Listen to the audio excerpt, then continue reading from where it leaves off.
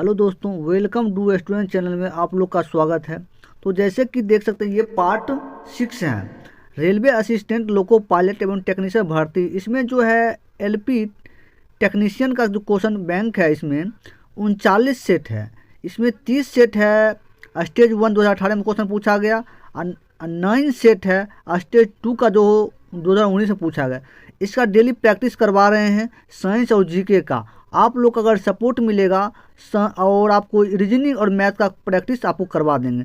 इसलिए जैसे कि देख सकते हैं 39 सेट आपको डेली एक सेट आपको प्रैक्टिस करवा रहे हैं जीके और साइंस का। तो आप देखिए ये पार्ट 6 होगा। चलिए क्वेश्चन की ओर देखिए। क्वेश्चन जैसे कि देख सकते हैं क्वेश्चन में जैसे दिया गया 10 तारीख 8वां महीना 2018 शिफ्ट 3 का। इससे पहले पार्ट 5 में शिफ्ट 2 का क्वेश्चन, इसलिए आप पार्ट 6 होगा। जैसे देखिए क्वेश्चन की ओर चलिए। देखिए क्वेश्चन में क्या 4 नंबर क्वेश्चन में क्या कहा गया वो आप लोग ध्यान से देखिए क्वेश्चन को। क्वेश्चन जो आपको कराएंगे हम थ्योरी के साथ आपको क्वेश्चन प्रैक्टिस हम करवाएं, क्योंकि आपको कॉन्सेप्ट क्लियर हो सकेगा क्वेश्चन के साथ साथ थ्योरी भी। तो चलिए क्वेश्चन की ओर देखिए। क्वेश्चन नंबर 4 देखिए कहा गया निम्नलिखित तत्व में से किसका परमाणु द्रव्यमान सबसे कम है। तो बताइए इसका आंसर 4 का क्या हो जाएगा। तो 4 का आंसर ऑप्शन बी हो जाएगा, हाइड्रोजन। हाइड्रोजन इसका ऑप्शन बी आंसर होगा। निम्नलिखित तत्व में से किसका परमाणु द्रव्यमान सबसे कम है, हाइड्रोजन का, ऑप्शन बी। अब इसका थ्योरिकल देखिए। 4 नंबर का क्वेश्चन का थ्योरिकल देखिए कहा गया 4 नंबर में विलकप में हाइड्रोजन तत्व का परमाणु द्रव्यमान सबसे कम है। उसके बाद देखिए यहाँ देखिए तत्व है, ये संकेत है, ये परमाणु संख्या है, ये परमाणु द्रव्यमान है। अब देखिए 1 नंबर क्वेश्चन में क्या हाइड्रोजन किससे संकेत किया, एच से। परमाणु द्रव्यमान कितना है, 1 है। कितना है, 1। उसके बाद परमाणु संख्या 1 है और परमाणु द्रव्यमान कितना है, 1.008 है। उसके बाद देखिए हीलियम का संकेत क्या है, He। ऐसा कितना है, परमाणु संख्या 2 है और परमाणु द्रव्यमान कितना है, 4.002 है। उसके बाद देखिए लिथियम का संकेत क्या है, Li। उसके बाद परमाणु संख्या कितना है, 3 है और परमाणु द्रव्यमान कितना है, 6.940। उसके बाद नाइट्रोजन का संकेत क्या है, N है। परमाणु संख्या कितना है, 7 है। द्रव्यमान संख्या 14.006 है। उसके बेरेलियम का संकेत क्या है, Be है। इसका परमाणु संख्या कितना है, 4 है और उसके परमाणु द्रव्यमान कितना है, 9.013 है। अब देखिए बोरोन का कितना संकेत है, B है। ऐसा परमाणु संख्या कितना है, 5 है और परमाणु द्रव्यमान कितना है, 10.82 है। अब देखिए आगे क्वेश्चन देखिए कार्बन का किसे निरूपित करते हैं, संकेत क्या है, C है। इसका परमाणु संख्या कितना है, 6 है और द्रव्यमान संख्या कितना है, 12.011। अब चलिए आगे क्वेश्चन देखिए।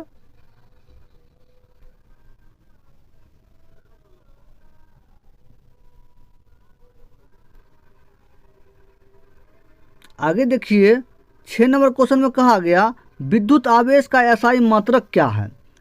विद्युत आवेश का एसआई इकाई क्या है, बताइए 6 का आंसर क्या हो जाएगा। तो 6 का आंसर हो जाएगा ऑप्शन सी हो जाएगा, कूलम। क्या हो जाएगा, कूलम। इसका आंसर ऑप्शन सी हो जाएगा। अब इसका थ्योरिकल देखिए। 6 का थ्योरिकल देखिए। विद्युत आवेश का एसआई इकाई कूलम्ब है। अब इसका देखिए भौतिक राशि एसआई मात्रक। अब देखिए तो भौतिक राशि क्या है, विद्युत विभव। 1 नंबर में विद्युत विभव, इसका एसआई मात्रक क्या है, वोल्ट है। विद्युत धारा क्या है, एम्पियर है। ओम का क्या है, प्रतिरोध है। तलीय कोण का क्या है, रेडियम है। चुंबकीय तीव्रता क्या है, टेस्ला है। उसके बाद चुंबकीय प्रेरणा क्या है, टेस्ला या वेबर प्रति मीटर स्क्वायर। उसके बाद ठोस कोण का क्या है, स्टेडियम है। उसके बाद ध्वनिक गति का क्या है, मैक है। अब चलिए आगे क्वेश्चन देखिए।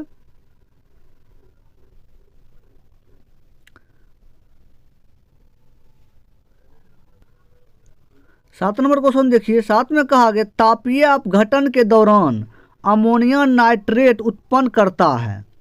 तापीय अपघटन के दौरान अमोनियम नाइट्रेट उत्पन्न करता है। क्या उत्पन्न करता है बताइए, 4 ऑप्शन दिया गया, 7 का आंसर क्या हो जाएगा?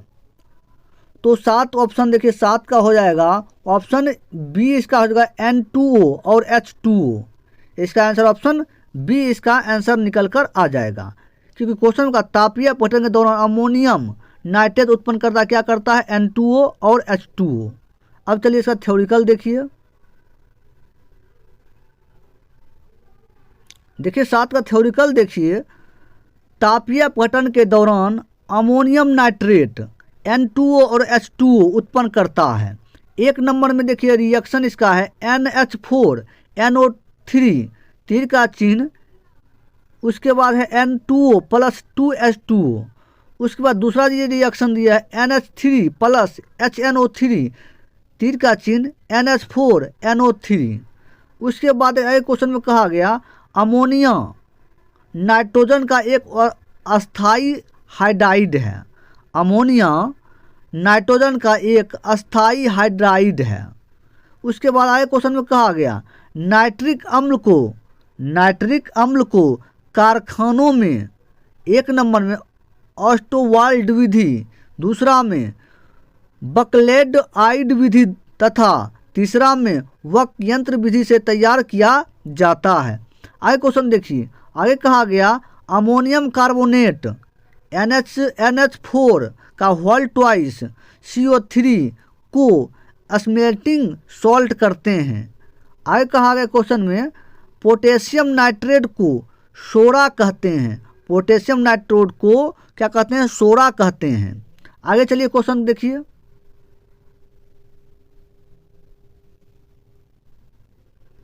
आगे देखिए क्वेश्चन में कहा गया 12 नंबर क्वेश्चन देखिए ध्यान से, निम्नलिखित में से कौन सी एक गैर चमकदार वस्तु है। निम्नलिखित में से कौन सी एक गैर चमकदार वस्तु है, तो बताइए 4 ऑप्शन दिया गया, इसमें कौन इसका आंसर हो जाएगा 12 का। तो 12 का बताइए आंसर क्या हो जाएगा? तो 12 का इसका आंसर ऑप्शन बी हो जाएगा, चांद। क्या जगह, चांद। निम्नलिखित में से कौन सी एक गैर चमकदार वस्तु है, तो चांद। जुगनू, जलती हुई मोमबत्ती, चमकता हुआ बल, तो कौन होगा गैर चमकदार वस्तु है, चांद। चांद इसका आंसर ऑप्शन बी हो जाएगा। अब इसका थ्योरिकल देखिए। देखिए 12 का थ्योरिकल देखिए, क्वेश्चन में क्या आ गया, क्वेश्चन को ध्यान से देखिए।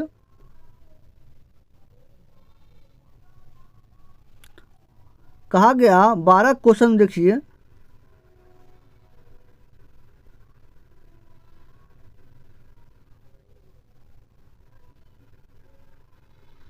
देखिए कहा गया क्वेश्चन में, एक देखिए क्वेश्चन में कहा गया चांद का अपना प्रकाश नहीं है। चांद का अपना प्रकाश नहीं है।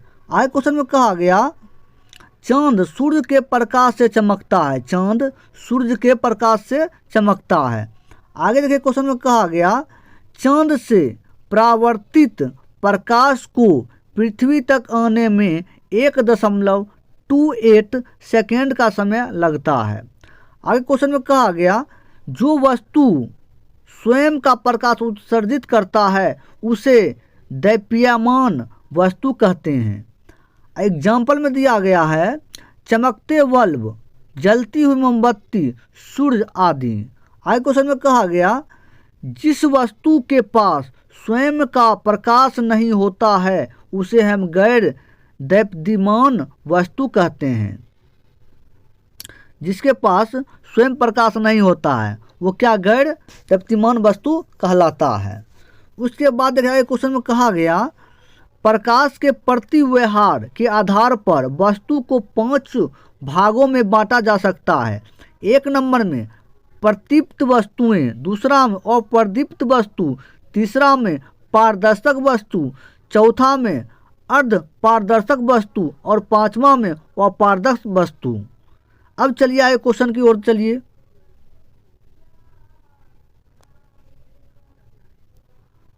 देखिए 15 नंबर क्वेश्चन में क्या कहा गया निम्नलिखित में से कौन सा कथन गलत है। निम्नलिखित में से कौन सा कथन गलत है? बताइए, 4 ऑप्शन दिया गया, इसमें कौन गलत है?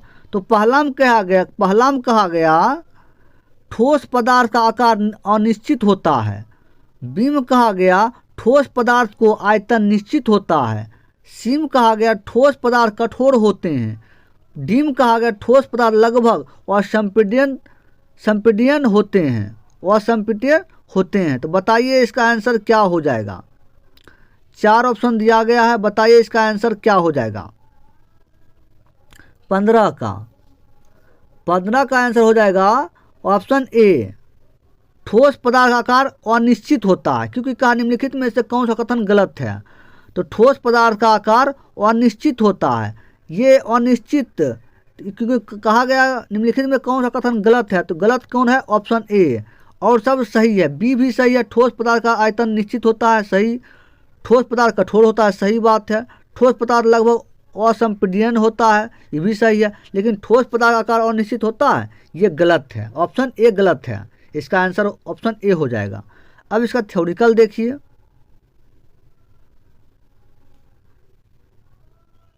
देखिए 15 का थ्योरिकल देखिए। क्वेश्चन में ठोस पदार्थ आकार अनिश्चित होता है, कथन गलत है।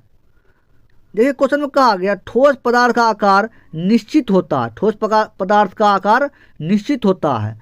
आगे क्वेश्चन में कहा गया ठोसों में कणों की उच्च क्रम में व्यवस्था को क्रिस्टल चालक कहते हैं। ठोस में कणों की उच्च क्रम में व्यवस्था को क्रिस्टल जालक कहते हैं।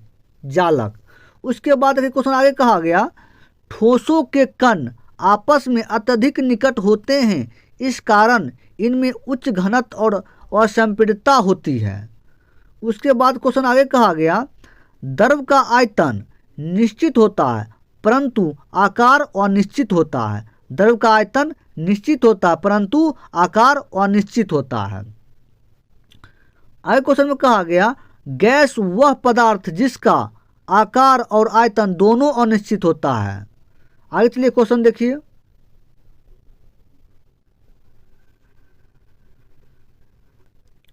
आगे देखिए 16 नंबर क्वेश्चन देखिए। कहा गया पृथ्वी के चारों ओर एक पूरा चक्कर लगाने में चंद्रमा द्वारा किया गया कार्य निम्नलिखित में से किसके बराबर होता है?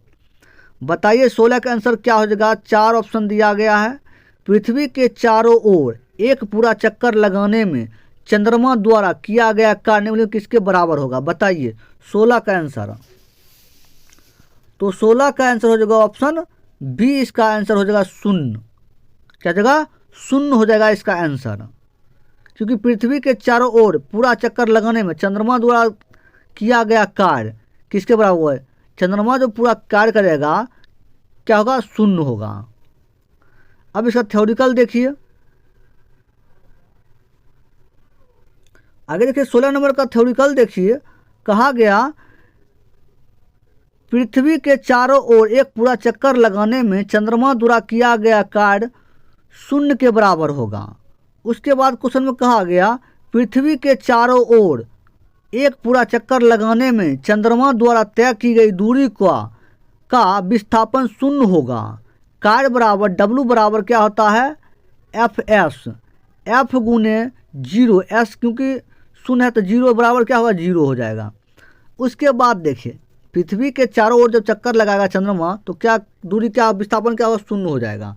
उसके बाद देखिए, उसके बाद कहा गया यदि बल और विस्थापन परस्पर लंबवत होते हैं तो किया गया कार्य 0 होता है तथा बल और या विस्थापन किसी एक के 0 होने पर भी कार्य 0 होता है। उसके बाद देखिए कार्य बराबर बल गुने विस्थापन होता है। कार्य को निरूपित करते हैं W से, बल को निरूपित करते हैं F से, विस्थापन को निरूपित करते हैं S से। उसके बाद आगे क्वेश्चन में कहा गया यदि बल और विस्थापन के बीच का कोण 0 होता है तो कार्य अधिक होता है। उसके बाद क्वेश्चन में कहा गया यदि बल और विस्थापन के बीच का कोण 180 डिग्री होता है तो कार्य ऋणात्मक माइनस होता है। चलिए आगे क्वेश्चन देखिए।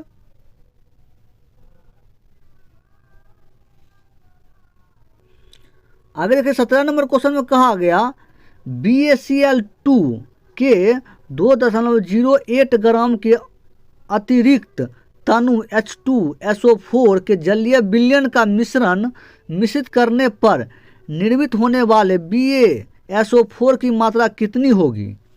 उसके बाद देखिए, उसके बाद परमाणु भार Ba का 137 दिया गया, Cl का बराबर 35.5 दिया गया, S का 32 दिया गया, O का 16 दिया गया। तो बताइए इसका आंसर क्या हो जाएगा। अब चलिए क्वेश्चन देखिए, आपको हम बताते हैं इसका थ्योरी में। चलिए क्वेश्चन देखिए, इसका आंसर देखिए, पहले बता देते हैं 17 का आंसर क्या हो जाएगा। 17 का आंसर ऑप्शन सी हो जाएगा। इसका आंसर 2.33 ग्राम इसका आंसर हो जाएगा। अब इसका थ्योरिकल देखिए कैसे होगा 2.33।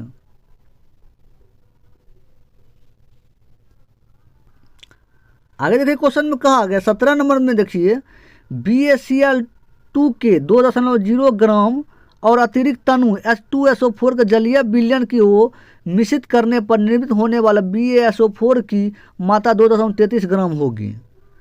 उसके बाद देखिए BaSO4 का अनुभार, तो Ba का कितना 137 दिया गया था, प्लस SO4, S का कितना है 32, प्लस O का कितना 16, तो 4 है, O के साथ 4 है, 4 गुने 16, उसके बाद टोटल इसका 233 हो गया। उसके बाद इसका अनुभार निकल गया। अब BaCl2 का अनुभार निकालेंगे, तो Ba का 137 प्लस Cl का कितना है 35.5 दिया गया था, और Cl का तो 2 गुना में है, तो 2 गुना 2 गुने 35.5 करते हैं। अब इसको निकल के आएगा हमको तो 208 ग्राम निकल के आया। अब देखिए H2SO4 का अनुभार निकालेंगे। H2SO4 का अनुभार कितना, H कितना है, H में दोनों 2 गुना H2 है, तो 2 गुने H का मान 1, प्लस S कितना 32 है, प्लस O के साथ 4 है, तो 4 गुने O का कितना 16 लिए टोटल 98 ग्राम हो गया। उसके बाद देखिए BaCl2 प्लस H2SO4 तीर का चिन्ह BaSO4 प्लस 2HCl। अब देखिए करना क्या है, BaCl2 का कितना है 208 निकल के आया, क्योंकि हमको 208 निकल के आया BaCl2 का कितना आया 208 दिए। उसके बाद BaCl2 तीर का चिन्ह, उसका BaSO4 कितना निकल के आया, BaSO4 का 233 निकल के आया, 233 दिए ग्राम BaSO4। उसके बाद देखिए करना क्या है, 1 ग्राम BaCl2 बराबर 1 ग्राम BaCl2 बराबर 233/208 हो जाएगा। इसको सॉल्व करिएगा। उसके बाद ग्राम BaSO4 हो गया। उसके बाद इसको करना क्या है वो देखिए। उसके बाद हमको दिया कितना है, BaCl2 के 2.08 ग्राम दिया है, तो उसको यहाँ लिख देंगे। तीर का चिन्ह 233/208, और ये जो 2.08 है उसको हम गुना कर देंगे इसमें, तो हमको निकल कर चलाएगा आंसर, जैसे कि आप देख सकते हैं। जैसे देख 2.33 ग्राम हमको निकल कर चला आएगा। अब चलिए आए क्वेश्चन देखिए 19 नंबर क्वेश्चन देखिए। 19 में कहा गया वाहन की हेडलाइट में प्रयुक्त दर्पण कौन सा होता है। बताइए 19 का आंसर क्या हो जाएगा। तो 19 का आंसर ऑप्शन डी हो जाएगा, अवतल दर्पण होता है। वाहन की हेडलाइट में प्रयुक्त दर्पण कौन सा होता है, अवतल दर्पण, ऑप्शन डी इसका आंसर हो जाएगा। अब चलिए इसका थ्योरिकल देखिए। जैसे देखिए 19 का थ्योरिकल देखिए, क्वेश्चन में कहा गया वाहन की हेडलाइट में प्रयुक्त दर्पण अवतल दर्पण होता है। उसके बाद क्वेश्चन में कहा गया गाड़ी में चालक की सीट के पास पीछे का दृश्य को देखने में उत्तल दर्पण का उपयोग होता है। आगे क्वेश्चन में कहा गया सोडियम परावर्तक लैंप उत्तल लेंस के होते हैं। सोडियम परावर्तक लैंप उत्तल लेंस के होते हैं। उसके बाद देखिए अवतल दर्पण का उपयोग निम्न है, जैसे 1 नंबर में सौर भट्ठियों में सूर्य के प्रकाश को केंद्रित करने में। उसके बाद दूसरा हजामत बनाने वाले दर्पण के रूप में। तीसरा देखिए, दंत विशेषक आँख, कान एवं नाक विशेषक द्वारा। चौथा में देखिए, टॉर्च और सर्चलाइट में। पाँचवा क्वेश्चन में, वाहन के अग्रदीपों में। छठा में देखिए क्वेश्चन में कहा गया, परावर्तक दूरबीन में। किसका उपयोग करते हैं सब में? अवतल दर्पण का। आगे क्वेश्चन देखिए,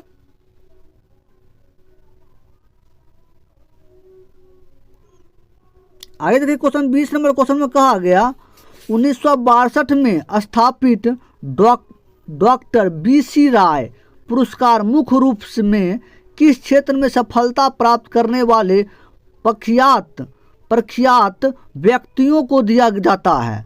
तो बताइए 20 का आंसर क्या हो जाएगा? 20 का आंसर हो जाएगा ऑप्शन ए हो जाएगा चिकित्सा के क्षेत्र में। किसमें? चिकित्सा के क्षेत्र में, ऑप्शन ए इसका आंसर हो जाएगा। अब इसका थ्योरिकल देखिए, क्योंकि क्वेश्चन में कहा गया 1962 में स्थापित डॉक्टर BC राय पुरस्कार मुख्य रूप में से किस क्षेत्र में सफलता प्राप्त करने के प्रख्यात व्यक्तियों को दिया जाता है? चलिए आगे देखिए क्वेश्चन 20 का। देखिए 20 का थ्योरिकल देखिए, क्वेश्चन में कहा गया 1962 में स्थापित डॉक्टर BC राय पुरस्कार मुख्य रूप में चिकित्सा के क्षेत्र में सफलता प्राप्त करने वाले प्रख्यात व्यक्तियों को दिया जाता है। उसके बाद देखिए आगे कहा गया, डॉक्टर BC राय पुरस्कार 2016 में डॉक्टर P रघुराम को भी दिया गया है। आगे देखिए क्वेश्चन, आगे देखिए क्वेश्चन में कहा गया 28 नंबर क्वेश्चन में, भारतीय सिनेमा की सबसे अधिक कमाई वाली फिल्म बाहुबली के निर्देशक कौन हैं? बताइए 28 का आंसर क्या हो जाएगा? 28 का आंसर क्या हो जाएगा? तो इसका हो जाएगा ऑप्शन ए हो जाएगा SS राजमौली। इसका आंसर हो जाएगा, क्योंकि भारतीय सिनेमा की सबसे अधिक कमाई वाली फिल्म बाहुबली के निर्देशक कौन है? SS राजमौली हैं। अब इसका थ्योरिकल देखिए 28 का। 28 का थ्योरिकल देखिए, कहा क्वेश्चन में भारतीय सिनेमा के सबसे अधिक कमाई वाली फिल्म बाहुबली के निर्देशक SS राजमौली हैं। उसके बाद कहा गया IIFA अवार्ड 2022 में सर्वश्रेष्ठ फिल्म का पुरस्कार शेरशाह को मिला है। उसके बाद आगे क्वेश्चन में कहा गया IFFM अवार्ड 2022 में सर्वश्रेष्ठ फिल्म का पुरस्कार फिल्म 83 के लिए दिया गया है। उसके बाद देखिए क्वेश्चन में कहा गया 68वीं का राष्ट्रीय फिल्म पुरस्कार 2022 में सर्वश्रेष्ठ फीचर फिल्म का पुरस्कार सुरराई पोटरू को दिया गया है। आगे क्वेश्चन में कहा गया 94वां ऑस्कर पुरस्कार 2022 के लिए बेस्ट फिल्म का पुरस्कार फिल्म कोडा निर्देशक श्यान हेडर को दिया गया है। आगे क्वेश्चन में कहा गया COD कोडा का पूर्ण रूप क्या है? Child of dear adult. अब चलिए आगे क्वेश्चन देखिए,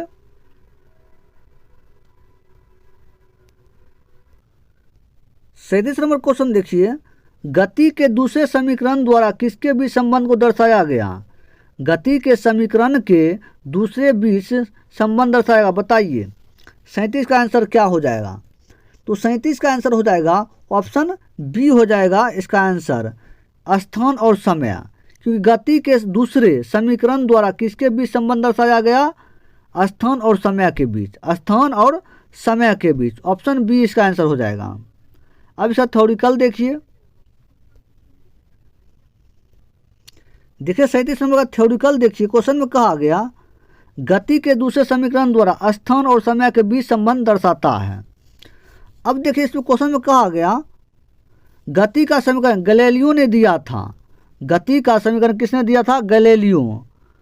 उसके बाद देखिए क्वेश्चन में कहा गया 1 नंबर में v = u + at, ये किसको दर्शाता है? ये समीकरण पहला है। ये किसको दर्शाता है? वेग और समय का संबंध दर्शाता है, वेग और समय।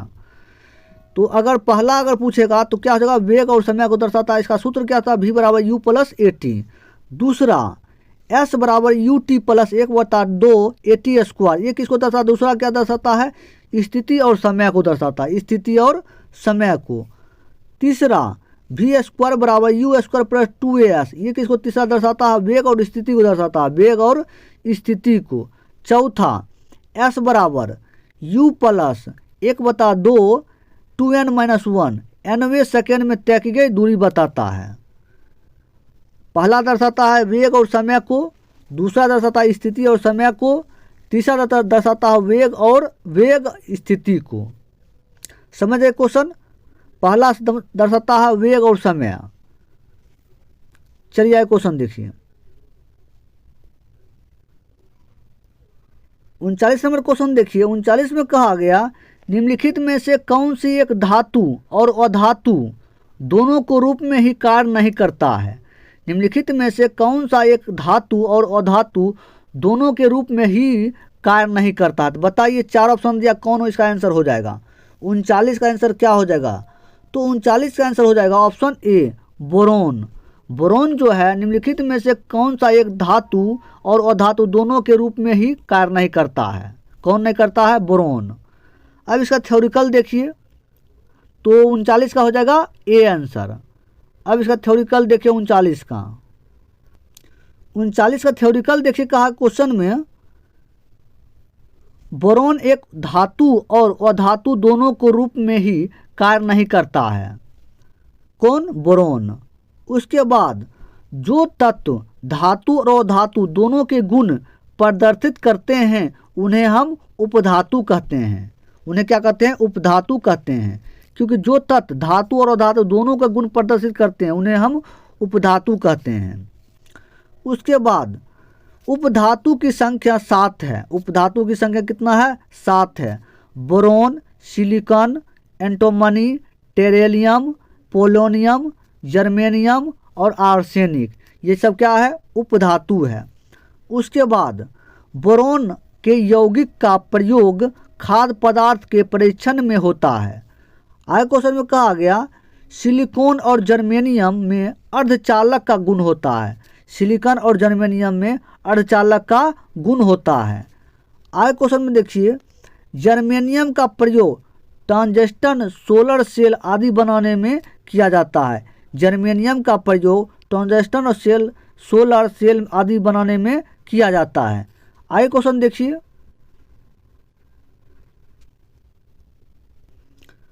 आगे क्वेश्चन देखिए 40 नंबर क्वेश्चन, कूलम्ब का नियम क्या कहलाता है? कूलम्ब का नियम क्या कहलाता है? पहले क्वेश्चन को पढ़िए, जितना भी बड़ा क्वेश्चन सब छोटा रहता है। पहले क्वेश्चन पढ़िए। 1 नंबर क्वेश्चन में क्या कहा गया? 1 नंबर में एम कहा गया दो बिंदुओं आवेशों के मध्य आकर्षण या प्रतिकर्षण बल का परिणाम दो आवेशों के मात्रा के गुणनफल के साथ उनके बीच की दूरी के वर्ग के व्युत्क्रमानुपाती होता है।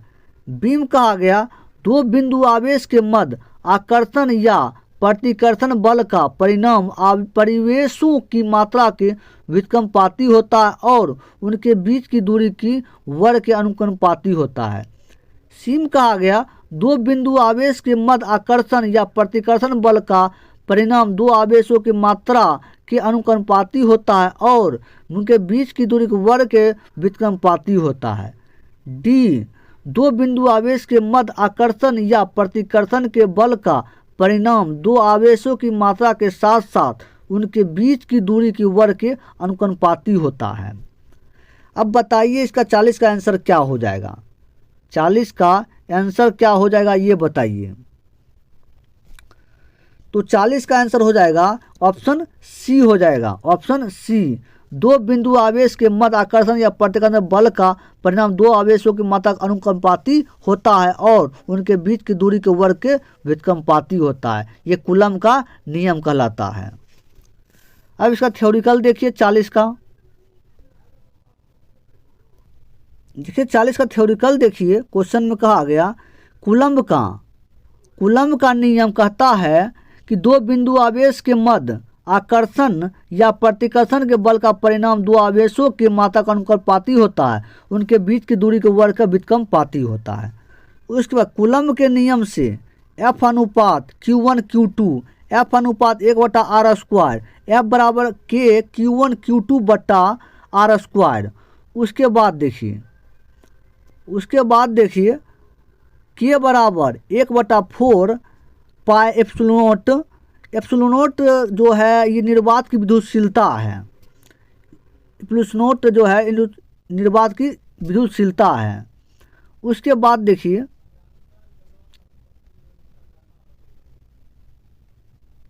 क्वेश्चन में कहा गया यदि आवेश की किसी माध्यम में रखे हो तो के बराबर 1/4 इस प्रकार से दिया गया। उसके बाद तो जैसे देख सकते ये जो है ये क्या माध्यम की विद्युतशीलता है। उसके बाद देखिए F बराबर 1/, क्वेश्चन दिया गया इस प्रकार से। उसके बाद देखिए इस प्रकार से प्रूफ्ड किया गया है, जैसे कि आप लोग देख सकते हैं इस प्रकार से इसको प्रूफ्ड किया गया है। तो आगे चलिए क्वेश्चन की ओर देखिए। आगे क्वेश्चन 41 नंबर क्वेश्चन देखिए। 41 में कहा गया अमेरिकी इतिहास में राष्ट्रपतियों के सबसे प्रसिद्ध भाषण में से एक दी गेटिसबर्ग एड्रेस हैं। उस अमेरिकी राष्ट्रपति का नाम बताएं जिन्होंने एक महत्वपूर्ण भाषण दिया था। तो बताइए 41 का आंसर क्या हो जाएगा। तो 41 का आंसर ऑप्शन ए हो जाएगा, अब्राहम लिंकन। क्या हो जाएगा? Abraham Lincoln, option A answer. अब इसका थ्योरिकल देखिए 41 का। देखिए 41 का थ्योरिकल देखिए क्वेश्चन में कहा गया अमेरिका इतिहास में राष्ट्रपतियों की सबसे प्रसिद्ध भाषण में से एक दी गई गेटिसबर्ग एड्रेस है जो राष्ट्रपति अब्राहम लिंकन ने महत्वपूर्ण भाषण दिया था। उसके बाद अब्राहम लिंकन गेटिसबर्ग एड्रेस के द्वारा दास प्रथा की समापन की घोषणा की थी। उसके बाद क्वेश्चन में कहा अब्राहम लिंकन 1860 से 65 तक अमेरिका का राष्ट्रपति थे। उसके बाद 1 जनवरी 1863 को अब्राहम लिंकन ने दास प्रथा का उन्मूलन किया है। उसके बाद क्वेश्चन में कहा गया 1861 से 65 ईस्वी के बीच अमेरिका में गृह युद्ध चला। उसके बाद देखा क्वेश्चन में कहा गया अब्राहम लिंकन की हत्या जॉन विल्कीज बूथ नामक व्यक्ति ने 15 अप्रैल 1865 को हत्या कर दी जब वे दास प्रथा पर नाटक देख रहे थे। उसके बाद देखा क्वेश्चन में थियोडोर रूजवेल्ट ने न्यू डील लागू किया था। थियोडोर रूजवेल्ट ने न्यू डील लागू किया था। आगे देखिए क्वेश्चन।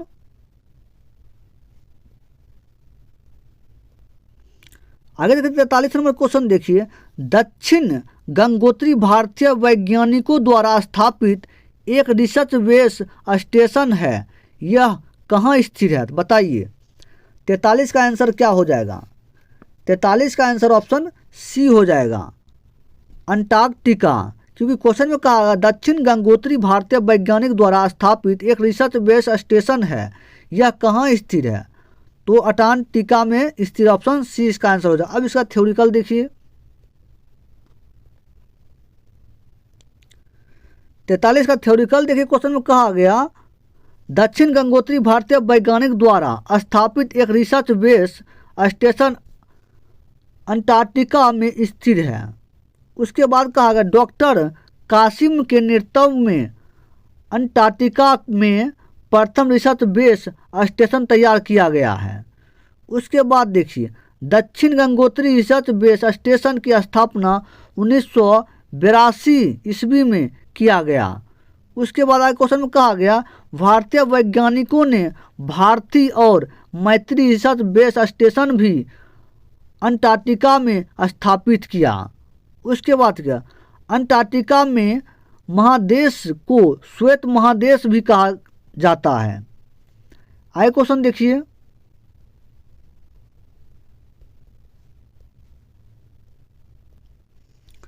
48 नंबर क्वेश्चन देखिए निम्नलिखित में से ट्राइड में से कौन सा एक डोवेनेयर ट्राइड का प्रतिनिधित्व करता है?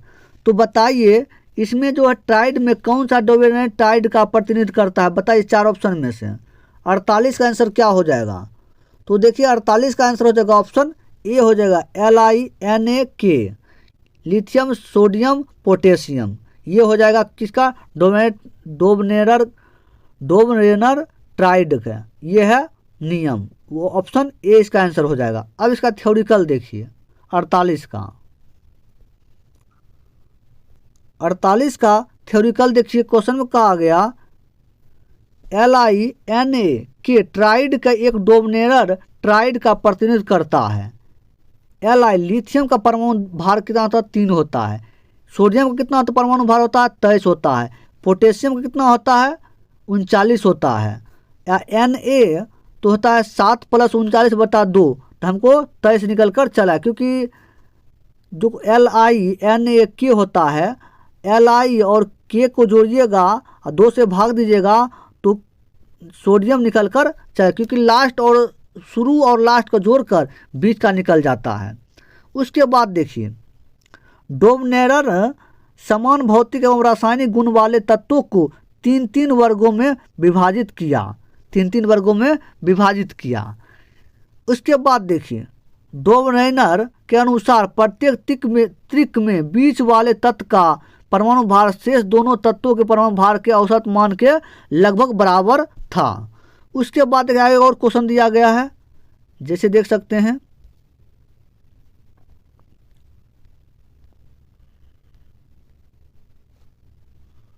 इतना ही क्वेश्चन दिया गया 48 का। अब देखिए आगे क्वेश्चन, चलिए देखिए 53 नंबर क्वेश्चन में कहा गया भारतीय और जापानी प्रधानमंत्रियों ने हाल ही में एक high speed rail project deal sign की है, यह मुंबई को किस प्रमुख शहर से जोड़ेगा? बताइए 53 का आंसर क्या हो जाएगा, 53 का आंसर क्या हो जाएगा? तो 53 का आंसर हो जाएगा ऑप्शन सी, इसका हो जाएगा अहमदाबाद। क्या हो जाएगा, अहमदाबाद। अब इसका देखिए थ्योरिकल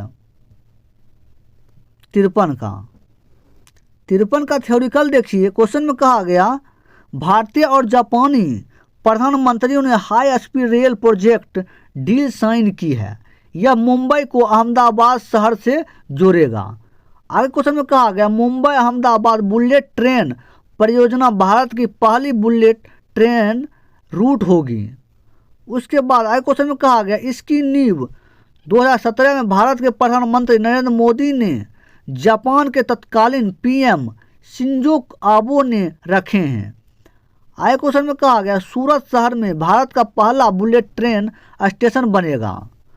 उसके बाद आगे क्वेश्चन में कहा गया मुंबई अहमदाबाद बुलेट ट्रेन मार्ग की लंबाई 508 किलोमीटर है। उसके बाद आगे क्वेश्चन में कहा गया दुनिया में पहली बुलेट ट्रेन जापान वर्ष 1964 में शुरू की गई थी। आगे क्वेश्चन में कहा गया यह टोक्यो और ओसाका के बीच चली थी, ये टोक्यो और ओसाका के बीच चली थी। आगे देखिए क्वेश्चन, उसके बाद देखिए 54 नंबर क्वेश्चन, डैश मनुष्य में अंतःस्रावी ग्रंथि नहीं है, डैश मनुष्य के अंतःस्रावी ग्रंथि नहीं है। तो बताइए 54 का आंसर क्या हो जाएगा, 54 का आंसर क्या हो जाएगा? तो कहा गया डैश मनुष्य के अंतःस्रावी ग्रंथि नहीं है, बताइए कौन नहीं है, बताइए 54 का। तो 54 का हो जाएगा डी, यकृत। डैश मनुष्य में अंतःस्रावी ग्रंथि नहीं है, कौन नहीं है? ऑप्शन डी, यकृत। आगे इसका थ्योरिकल देखिए 54 का, 54 का थ्योरिकल देखिए, कहा गया क्वेश्चन में यकृत मनुष्य में अंतःस्राव ग्रंथि नहीं है, यकृत मनुष्य में अंतःस्रावी ग्रंथि नहीं है। उसके बाद यकृत मानव शरीर की सबसे बड़ी ग्रंथि है, यकृत लीवर मानव शरीर की सबसे बड़ी ग्रंथि है। उसके बाद क्वेश्चन में कहा मानव की अंतःस्रावी ग्रंथि निम्न है, पहला कौन है? पीयूष ग्रंथि, दूसरा क्या है? थायराइड ग्रंथि, तीसरा क्या है? अधिविक्र अर्थात एंड्रिलन ग्रंथि, चौथा क्या? पैराथायराइड ग्रंथियाँ, पांचवा क्या? थाइमस ग्रंथियाँ, छठा क्या? Pineal body. आगे देखिए, आगे और क्वेश्चन दिया गया है, जैसे 54 का देख सकते हैं, 54 का नहीं दिया गया है, इतना ही क्वेश्चन है 54 का। इस प्रकार थ्योरिकल। आगे क्वेश्चन देखिए, 60 नंबर क्वेश्चन में कहा गया पौधे में वे कार्बन कार्बोहाइड्रेट जिन्हें तुरंत उपयोग नहीं किया जाता है उन्हें निम्नलिखित में से किस रूप में संग्रहित किया जाता है? तो बताइए 60 का आंसर क्या हो जाएगा? 60 का आंसर क्या हो जाएगा? तो 60 का आंसर हो जाएगा ऑप्शन सी हो जाएगा स्टार्च, क्योंकि क्वेश्चन में कहा गया वे पौधे में वे कार्बोहाइड्रेट जिन्हें तुरंत उपयोग नहीं किया जाता है उन्हें निम्नलिखित में से किस रूप में संग्रहित किया जाता है? स्टार्च के रूप से, ऑप्शन सी। अब इसका थ्योरिकल देखिए 60 का थ्योरिकल देखिए। क्वेश्चन में कहा गया पौधे में वे कार्बोहाइड्रेट जिन्हें तुरंत उपयोग नहीं किया जाता है उन्हें स्टार्च के रूप में संग्रहित किया जाता है। आगे क्वेश्चन में कहा गया स्टार्च पॉलीसेकेराइड है। स्टार्च क्या है? पॉलीसेकेराइड है। आगे क्वेश्चन देखिए पॉलीसेकेराइड जल में अघुलनशील है।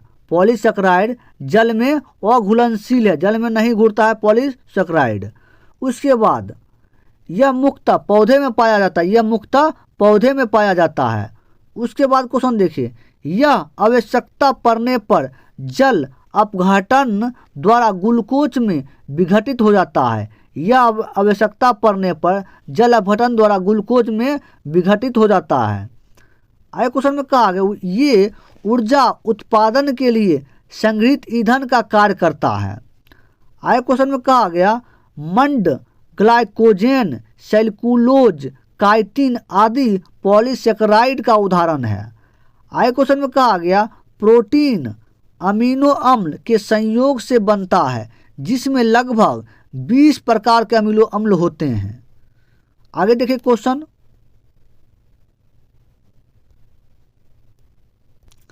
61 नंबर क्वेश्चन देखिए। 61 में कहा गया निम्नलिखित में से कौन सा एक आयनिक यौगिक का गुण नहीं है? निम्नलिखित में से कौन सा एक आयनिक यौगिक का गुण नहीं है? बताइए 61 का आंसर क्या हो जाएगा? 61 का आंसर क्या हो जाएगा? तो 61 का हो जाएगा ऑप्शन बी, इसका आंसर हो जाएगा कम गलनांक और क्वथनांक, क्योंकि क्वेश्चन में कहा निम्नलिखित में से कौन सा एक आयनिक यौगिक का गुण नहीं है, तो ऑप्शन बी हो जाएगा कम गलनांक और क्वथनांक, इसका आंसर हो जाएगा। अब इसका थ्योरिकल देखिए 61 का थ्योरिकल देखिए। क्वेश्चन में कहा गया है कम गलनांक और क्वथनांक एक आयनिक यौगिक का गुण नहीं है। उसके बाद कहा गया आयनिक यौगिक का गुण निम्नलिखित है। एक में कहा गया आयनिक यौगिक में आयन एक नियमित रूप से व्यवस्थित होते हैं। आगे क्वेश्चन में कहा गया आयनिक यौगिक के गलनांक तथा क्वथनांक अधिक होते हैं। आगे क्वेश्चन में कहा गया आयनिक यौगिक का जल में विलय होते हैं तथा जल में विलय होने पर आयन में वियोजित हो जाते हैं। आगे क्वेश्चन में कहा गया आयनिक यौगिक वाय अध्रुवीय विलायकों के अविलीय होते हैं। आगे क्वेश्चन में कहा गया आयनिक यौगिक के आबंध अधिशात्मक होता है। अब चलिए आगे क्वेश्चन देखिए। आगे देखिए क्वेश्चन में 63 नंबर क्वेश्चन देखिए। निम्नलिखित में से कौन गर्म पानी को कुंडों, गहरे समुद्र तप्त और कंदराओं और अंटार्कटिका की बर्फ जैसे जीवन यापन हेतु अति जटिल निवास स्थान में भी निवास कर सकता है? तो बताइए 63 का आंसर क्या हो जाएगा? 63 का आंसर क्या हो जाएगा? तो 63 का हो जाएगा ऑप्शन बी, इसका आंसर होगा जीवाणु। क्या जगह जीवाणु जो है ये जो है कुंडों, गहरे समुद्र तप्त, कंदराओं और अंटार्कटिका की बर्फ जैसे जीवन यापन करता है, यहाँ निवास ये करता है। तो इसका हो जाएगा 63 का बी आंसर। अब इसका थ्योरिकल देखिए 63 का। देखिए 63 का थ्योरिकल देखिए। जीवाणु गर्म पानी के कुंडों, गहरी समुद्र तप्त, कंदराओं और अंटार्कटिका की बर्फ जैसी जीवन यापन हेतु अति जटिल निवास स्थानों पर भी निवास कर सकता है। उसके बाद क्वेश्चन में कहा गया जीवाणु हरित लवक रहित एक कोशिकीय या बहुकोशिकीय प्रोकैरियोटिक सूक्ष्म जीव होते हैं। उसके बाद कहा गया एंटोनी वॉन ल्यूकहॉक को जीवाणु विज्ञान का जनक कहा जाता है। एंटोनी वॉन ल्यूकहॉक को जीवाणु का विज्ञान का जनक कहा जाता है। उसके बाद जीवाणुओं में कोशिका भित्ति पेप्टिलाइकॉन का बना होता है। उसके बाद जीवाणु कोशा में केंद्रक के चारों ओर केंद्र कला नहीं होती है तथा केंद्रिका भी अनुपस्थित होती है। उसके बाद आगे और इसका क्वेश्चन दिया गया, जैसे देख सकते हैं। उसके बाद देखिए क्वेश्चन में कहा गया जीवाणु आकार और आकृति के आधार पर निम्नलिखित प्रकार के होते हैं। जैसे 1 नंबर में छराकार या बैसिल या छरनुमा या बेलनाकार होते हैं। दूसरा में गोलाकार या कोकस, ये गोलाकार तथा सबसे छोटे जीवाणु होते हैं। तीसरा में कॉमा आकार के होते हैं, जैसे एग्जाम्पल में विबियो कॉलेरी। उसके बाद चौथा देखिए क्वेश्चन सर्पिलाकार होते हैं, जैसे स्प्रिंग या स्कू के आकार के होते हैं। आगे देखिए क्वेश्चन 69 नंबर क्वेश्चन, किस भारतीय महिला पर्वतारोही ने 5 दिनों के भीतर लगातार 2 बार माउंट एवरेस्ट पर चढ़ाई करने की सबसे तेज कीर्तिमान बनाया? तो बताइए 69 का आंसर क्या हो जाएगा? 69 का आंसर हो जाएगा ऑप्शन ए हो जाएगा। ऑप्शन ए हो जाएगा अंशु जसेपा। इसका आंसर ऑप्शन ए हो जाएगा। क्या हो जाएगा? ऑप्शन ए इसका आंसर हो जाएगा अंशु जमसेपा, इसका आंसर हो जाएगा। अब इसका थ्योरिकल देखिए 69 का थ्योरिकल देखिए। क्वेश्चन में कहा गया भारतीय महिला अंशु जमसेपा ने 5 दिनों के भीतर लगातार 2 बार माउंट एवरेस्ट पर चढ़ाई करने का सबसे तेज कीर्तिमान बनाया। उसके बाद माउंट एवरेस्ट की चोटी पर पहुंचने वाला विश्व की पहली महिला जुनको तबई हैं। उसके बाद मऊ एवरेस्ट की चोटी पर पहुंचने वाली भारतीय की पहली महिला बछेंद्री पाल 1984 का है। उसके बाद संतोष यादव को 2 बार माउंट एवरेस्ट पर चढ़ने वाली दुनिया की पहली महिला है। उसके बाद माउंट एवरेस्ट पर चढ़ने वाली पहले व्यक्ति 29 मई 1953 ईस्वी को तेजनिंग नोगो और एडमंड हिलेरी थे। आगे देखिए क्वेश्चन, आगे क्वेश्चन देखिए 74 नंबर क्वेश्चन देखिए, अस्थायी ऊतक के निर्माण के लिए एक अस्थायी संरचना आकार और क्रिया अपनाने की प्रक्रिया को क्या कहते हैं? अस्थायी ऊतक के निर्माण के लिए एक अस्थायी संरचना आकार और क्रिया अपनाने की प्रक्रिया को क्या कहा जाता है? बताइए 74 का आंसर क्या हो जाएगा? तो 74 का आंसर हो जाएगा ऑप्शन ए हो जाएगा विभेदन, क्योंकि क्वेश्चन में कहा गया अस्थायी ऊतक के निर्माण के लिए एक अस्थायी संरचना आकार और क्रिया अपनाने की प्रक्रिया क्या कहते हैं? विभेदन कहते हैं। Option A answer. अब इसका थ्योरिकल देखिए 74 का थ्योरिकल देखिए। क्वेश्चन में कहा गया अस्थायी ऊतक के निर्माण के लिए अस्थायी संरचना आकार और क्रिया अपनाने की प्रक्रिया को विभेदन कहा जाता है। उसके बाद विभेदीकरण की प्रक्रिया आमतौर पर भ्रूण के विकास के चरण के दौरान होती है। उसके बाद कहा गया विभेदीकरण की प्रक्रिया के दौरान कोशिका विशिष्ट ऊतक बनाने के लिए संयोजित होती है। उसके बाद देखिए क्वेश्चन में ऊतकों की 4 प्रमुख या प्राथमिक श्रेणियां होती है। उसके बाद देखिए उपकला ऊतक, दूसरा संयोजक ऊतक, तीसरा पेशी ऊतक और चौथा तंत्रिका ऊतक। इस प्रकार से दिया गया है।